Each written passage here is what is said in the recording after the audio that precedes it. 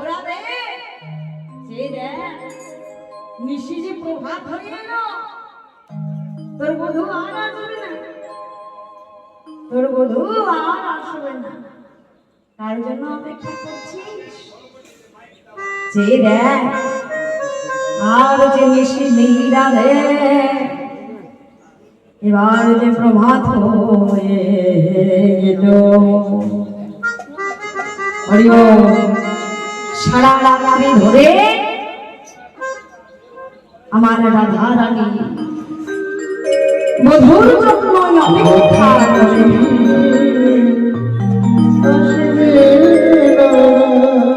সারা রাত্রি ধরে আমার মধুর জন্য অপেক্ষা করে থাকলো, কিন্তু মধু আসলো না।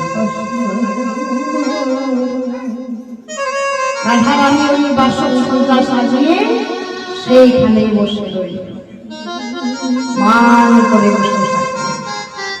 সেখানেও কিন্তু অতটা মান হয় নাই বাবা, মান হবে এবারে খণ্ডিতাতে। তাই চলুন এবার আমরা খণ্ডিতায় প্রবেশ করব। হরি বল, হরি বল, হরি বল। ওমা, এবারে আমরা আসল ঘটনায় প্রবেশ করব। বাসক সজ্জায় কিন্তু অতটা মানও হয়নি। অপেক্ষা করতে করতে প্রভাত হয়ে গেল, কিন্তু অতটা মানও হয়নি। কিন্তু মান হয়েছে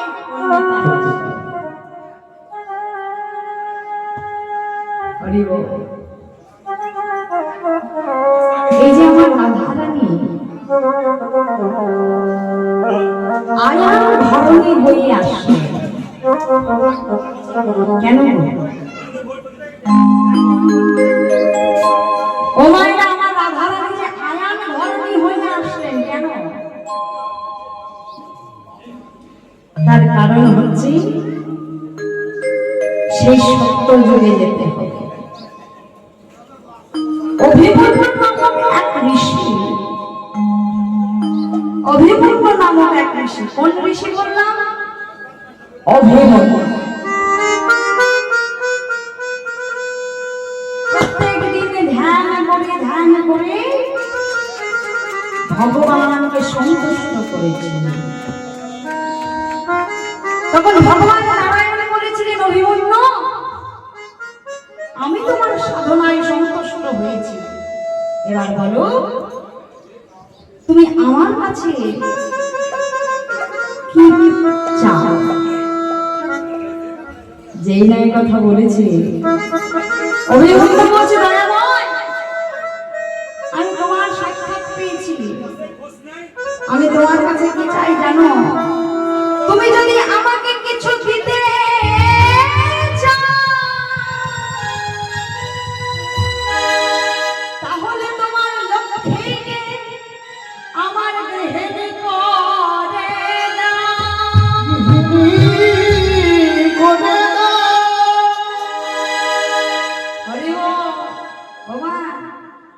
অভিমন্যু ঋষি সে কিন্তু যে সে দান চাইনি। কি চেয়েছে?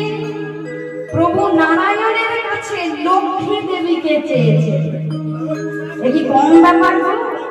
হ্যাঁ ও মায়েরা, ও বাবা, আপনারা হয়তো সবাইকে দান দিচ্ছে, কিন্তু নিজের স্ত্রীকে কখনো কি দিতে পারবেন? পারবেন না। প্রভু নারায়ণ বলছে, অভিমন্যু, তুমি চাইলে তো চাইলে আমার লক্ষ্মী দেবীকেই চাইলে, আমার লক্ষ্মীকেই চাইলে। বেশ, আমি যখন কথা দিয়েছি তুমি যা চাইবে তাই দেবো, বেশ, তোমার সহধর্মিনী করে আমার লক্ষ্মীকে পাঠাবো। কিন্তু আজ নয়, আগামী দাপর যুগে আমার লক্ষ্মী যাবে রাধা রানী হয়ে, আর তুমি হবে আয়ান ঘোষ। তোমার ঘরে আমার রাধা রানী গৃহিণী হয়ে যাবে, কিন্তু তুমি হবে নপুংসক। হরি বল, হরি বল।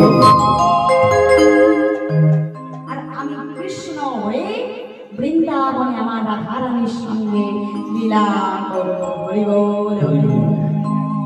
তা এই হলো আমার রাধারানী আয়ানের ঘরণে হওয়ার ঘটনা। তা এই যে আমার রাধারানী যে বাসক সজ্জা সাজিয়েছিলেন, কিন্তু আমার বধূ আসলেন। ওমা, বধূ কি সত্যি আসতে চাননি? বধূ কি সত্যি আসতে চাননি? তা কিন্তু বধূ আসতে চেয়েছিলেন।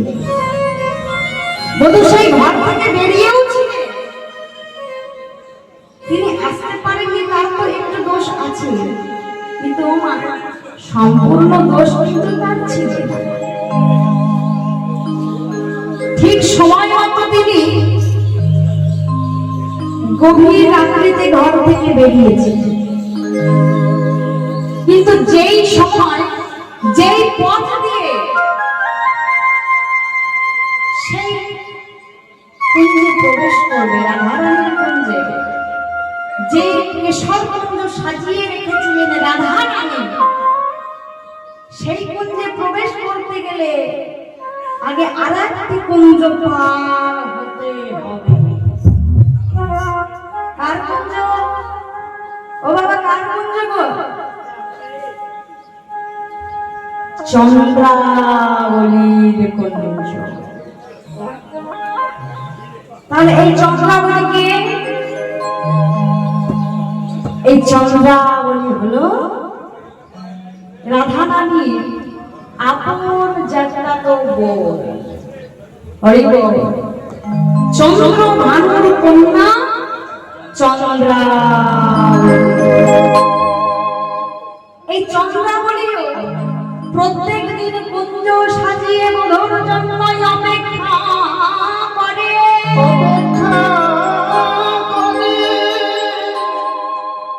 এই চন্দ্রাবলীও প্রত্যেক দিন বধূর জন্য কুঞ্জ সাজিয়ে অপেক্ষা করে, কিন্তু বধূ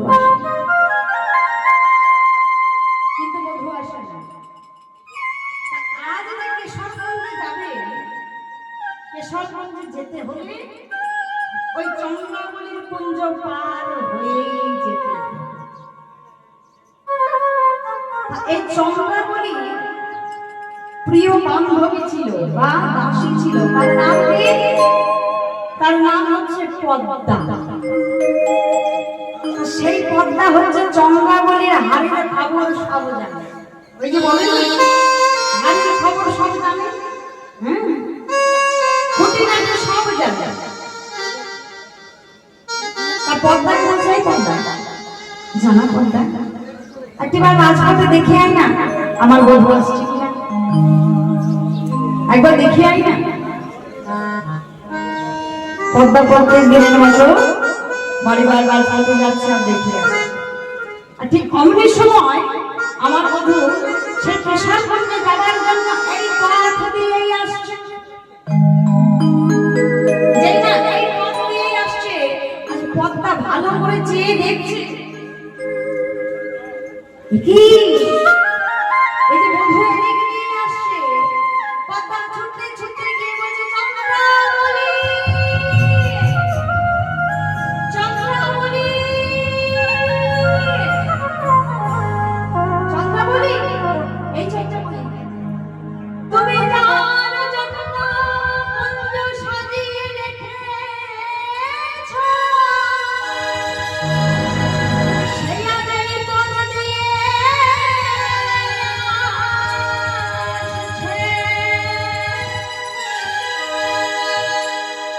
চন্দ্রাবলী, ওই দেখো, তুমি যার জন্য কুঞ্জ সাজিয়ে প্রত্যেকদিন অপেক্ষা করো, সে আজ এই দিক দিয়েই আসছে। সে কি পদ্মা? এই পদ্মা, তুই ঠিক দেখেছিস তো? আমার বন্ধু এটা দিয়েই আসছে, এই পথ দিয়ে আসছে।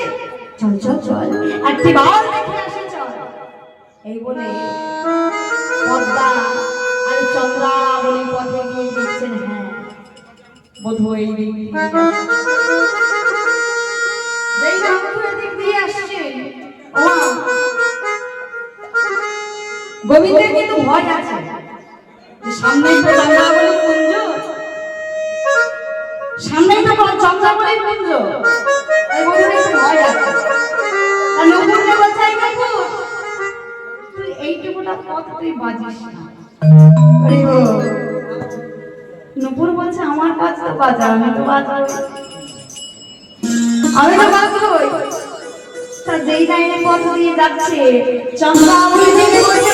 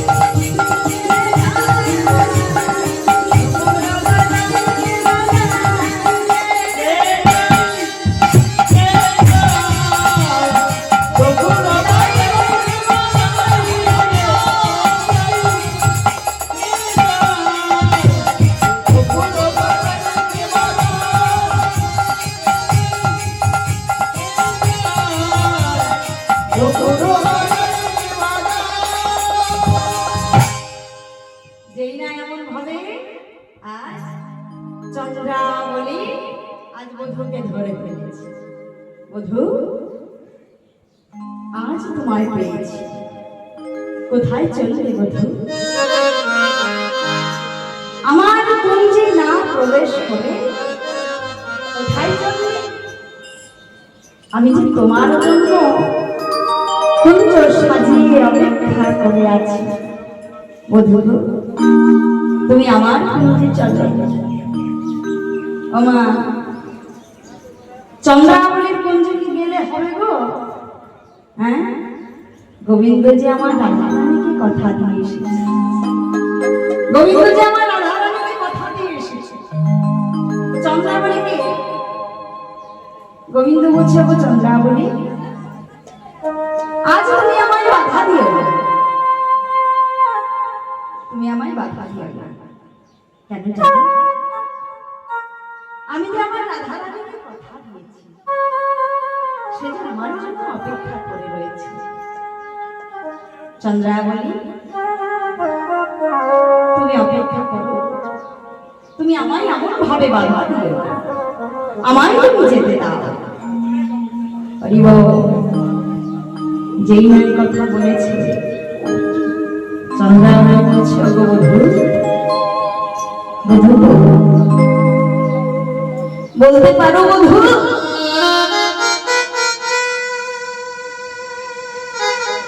রাধা রানীরও যে রূপ যৌবন আছে, আমারও তো রূপ যৌবন আছে,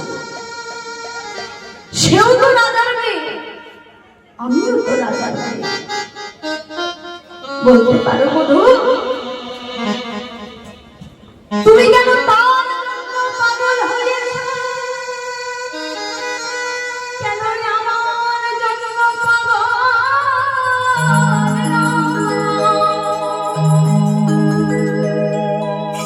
না?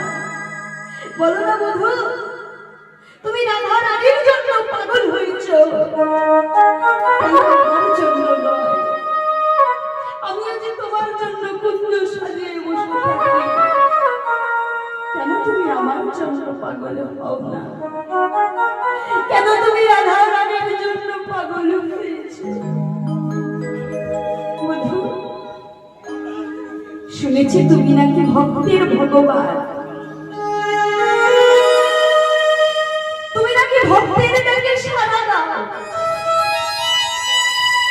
তবে কেন বধূ, কেন আজ তোমাকে আমি এমন ভাবে ডাকছি, তুমি কেন আমাকে কৃপা করছো না?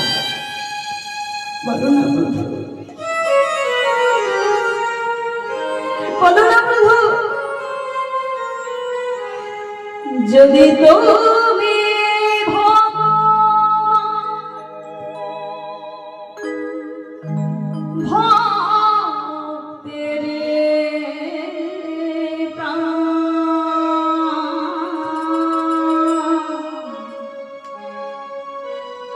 তবে কেন দুঃখ দাও, ওগো দয়া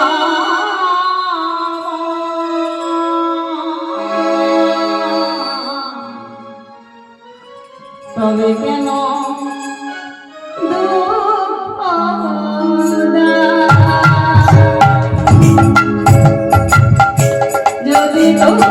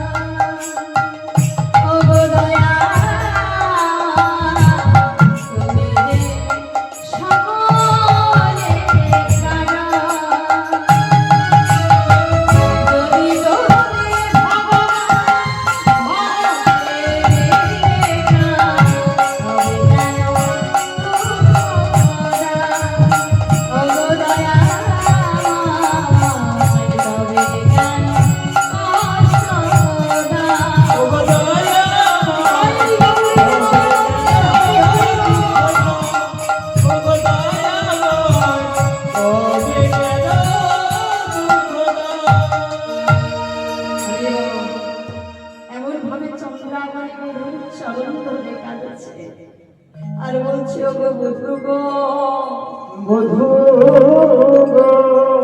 আমিও যে তোমার জন্য কুঞ্জ সাজিয়ে বসে রয়েছি বধূ। ওগো বধূ, তুমি তো ভক্তির ভগবান, তুমি আমার একটিবার কৃপা করবে না দয়াময়? ও মা, ভগবান সবকিছু সইতে পারলেও ভক্তের চোখের জল যে সইতে পারে না। যেই না চন্দ্রাবলী এমন ভাবে বধূর চরণ ধরে কাঁদছে, গোবিন্দ ভাবছে এই তো আমি বাধা পড়ে গেলাম, আমাকে এবার চন্দ্রাবলী কুঞ্জে যেতেই হবে, আমি চন্দ্রাবলীর কাছে বাধা পড়ে গেলাম। ওই যে বললাম ভগবান সব সইতে পারে, ভক্তের চোখের জল সইতে পারবে না। চন্দ্রাবলী এমন ভাবে কাঁদছে দেখে গোবিন্দ আমার চন্দ্রাবলীর কুঞ্জে প্রবেশ করলেন। হরি বল, হরি বল। যেই না চন্দ্রাবলীর কুঞ্জে প্রবেশ করলেন বাবা, আজ আনন্দে চন্দ্রাবলী বধূকে সেবা করছে, আনন্দে বধূকে সেবা করছেন। ও মা, এতদিন পর মনের বাসনা পূর্ণ হয়েছে, বধূকে তার কুঞ্জে পেয়েছে, তাই মনের মতো করে বধূকে আজ সুন্দর করে সেবা করছে। আজ নিজের মতো করে বধূকে সাজিয়ে দিচ্ছে। ও মা, চন্দ্রাবলী নিজে যেমন ভাবে সাজতে পছন্দ করে, ঠিক তেমন ভাবে বধূকে চন্দ্রাবলী সাজিয়ে দিচ্ছে। কিন্তু ও বাবা, বধূকে যে এমন ভাবে সাজিয়ে দিচ্ছে, যত্ন করে সাজাচ্ছে ঠিকই, কিন্তু এমন ভাবে সাজানোতে বিভোর হয়েছে, তখন যে চন্দ্রাবলী নখের আঁচড়ে বধূর বক্ষ চিরে রুধি ঝরছে, তার প্রতি চন্দ্রাবলীর কোনো খেয়াল নেই। হরি বল, হরি বল। ওমা, চন্দ্রাবলী সেবা করছে, কিন্তু এমন ভাবে সেবায় বিভোর হয়েছে যে তার সেবায় বধূ যে কষ্ট পাচ্ছে তার আর খেয়াল নেই। তাই মাগো, সেবা করো, কিন্তু সেই সেবা যেন দুঃখের কারণ না হয়ে দাঁড়ায়। হ্যাঁ ও বাবা, সেবা করো, গুরুচরণ সেবা করো, ভগবান সেবা করো, কিন্তু সেই সেবা যাকে তুমি সেবা করছো তা যেন দুঃখের কারণ না হয়ে দাঁড়ায়। হ্যাঁ, তো ছোট্ট একটা দৃষ্টান্ত দিই। এক গুরুদেব এক শিষ্যের বাড়ি এসেছে। কোন সময়? ভালো করে শুনবেন বাবা। সেই গুরুদেব এসেছেন কোন সময়? গ্রীষ্মের সময়, বৈশাখ মাসে। হ্যাঁ, বৈশাখ মাসে তো প্রচন্ড গরম, তাই না? প্রচন্ড গরম, সূর্যের তাপ। তা সেই সময় গুরুদেব এক শিষ্যের বাড়ি এসেছে। আর সেই শিষ্যের বাড়ি এসেছেন যেহেতু, শিষ্য ভালো মতো গুরুচরণ আশ্রয় করে আজ গুরুদেবের সেবা করছেন। কিভাবে? সেই শিষ্যকে বললেন, নারকেল গাছ থেকে কয়েকটি নারকেল পেড়ে সেই গুরুদেবকে সেই নারকেলের জল দিয়ে স্নান করালেন। হ্যাঁ, তারপরে কি করলেন? শুদ্ধ বস্ত্র পরিয়ে তাল পাতা পাখা দিয়ে গুরুদেবকে বাতাস করলেন। এইভাবে আনন্দ করে গুরুদেবের সেবা দিচ্ছে। আর পাশের বাড়িতেও ওই গুরুদেবের আরেকটি শিষ্য ছিল। সেই শিষ্যের নাম হচ্ছে নিবারণ। কি বললাম? নিবারণ। পাশের বাড়ির সেই নিবারণ সেই শিষ্যের বাড়িতে কোনোদিন গুরুদেব যান না। যেহেতু পাশের বাড়িতে গুরুদেব এসেছেন, তার নিবারণ মনে মনে ভাবলেন যে গুরুদেব যখন পাশের বাড়িতে এসেছেন, আমার বাড়িতে তো কোনোদিন আসেননি গুরুদেব, একদিন না একদিন আমার বাড়িতে আসবেন, তা গুরু সেবা কিভাবে করতে হয় একটু পাশের বাড়ি থেকে দেখে আস। তার নিবারণ কি করলে লুকিয়ে লুকিয়ে গুরু সেবা দেখছেন পাশের বাড়িতে। তা পাশের বাড়িতে কিভাবে সেবা করলেন, ওই নারকেল গাছ থেকে কিছু কিছু ডাব পেরে ওই ডাবের জল দিয়ে গুরুদেবকে স্নান করালেন, কিছু ডাবের জল গুরুদেবকে সেবা করালেন, তারপরে তাল পাতার পাখা দিয়ে বাতাস দিলেন। এমন ভাবে দেখে নিবারণ বচ্চ এইভাবে বুঝে গুরু সেবা করতে হয়। বেশ বেশ, আমিও গুরু সেবা করতে পারবো। হরি বল। তা গুরুদেব সেই শিষ্যর বাড়ি থেকে ফিরে গেলেন ঘরে। কিছুদিন পর, মানে কিছুদিন মানে কয়েক মাস পর, হ্যাঁ, সে কোন সময়, মাঘ মাসে। মাঘ মাস মানে বৈশাখ মাসে তো গরম, আর মাঘ মাসে শীতকাল। তা নিবারণের বাড়িতে এসেছে গুরুদেব কোন মাসে, মাঘ মাস। আরে যেই না নিবারণের বাড়িতে গুরুদেব এসেছে সেই মাঘ মাসের কনকনে ঠান্ডা। নিবারণ তো দেখে এসেছিলেন পাশের বাড়িতে গুরু সেবা। কি দেখেছিলেন, ডাব পেরে ডাব দিয়ে স্নান, ডাবের জল দিয়ে স্নান করাচ্ছে। তা নিবারণ ভাবলে ওই পাশের বাড়িতে, হরি বল, ওই পাশের বাড়িতে 5টা ডাবের জল দিয়ে গুরুদেবকে ভালো করে স্নান করিয়েছিলেন। হ্যাঁ, পাশের বাড়িতে যখন 5টা ডাবের জল দিয়েছে, আমি 10টা ডাব পেরে গুরুদেবকে স্নান। আজকে কি করলে, নিবারণ 10টা ডাব পেরে 10টা ডাবের জল দিয়ে গুরুদেবকে আচ্ছা করে স্নান করেছে। আরে দেখলে আচ্ছা করে স্নান করাচ্ছে বাবা, গুরুদেব করে কাঁদছে। হরি বল। তা না হয় হলো, শুকনো বস্ত্র পরিয়ে ঘরে আনলেন। এবার নিবারণ মনে করলেন তারপরে কি করেছে, স্নান করানোর পরে, স্নান করানোর পরে পাশের বাড়িতে ওই সেই শিষ্য এবং শিষ্যের সেই স্ত্রী দুইজনে মিলে পাখার বাতাস করেছে। তার নিবারণ ভাবছে ওই পাশের বাড়িতে তারা স্বামী স্ত্রী মিলে বাতাস করেছে, আমরা কি করবো, আমরা স্বামী স্ত্রী মিলে করবো, আর আমার 2 ছেলে মেয়ে আছে, তারাও আমরা পাখার বাতাস করবো। 4 জনে মিলে আচ্ছা করে গুরুদেবকে পাখার গুরুদেব আর থাকতে না পেরে বলছে, ওরে বাবা নির্বাণ, আমি তোরে করি আর একটু বাতাস করলে আমার হবে মরণ। হরি বল, হরি বল। তাই এই হচ্ছে গুরু সেবা বাবা। তা সেবা যদি করতে হয়, সেবা যেন দুঃখের কারণ না হয় না। হরি বল। তাই মাগো, ভগবানকে তো সব সময় ডাকা যায়, তাই না? ভগবানকে ডাকার কোনো সময় লাগে। হ্যাঁ, এই যে হাতে সকলে কাজকর্মে ব্যস্ত রয়েছে, তাই না? তার পথে চলতে চলতে হরিনাম করা যায়, আবার কাজকর্ম করতে করতে হরিনাম করা যায়।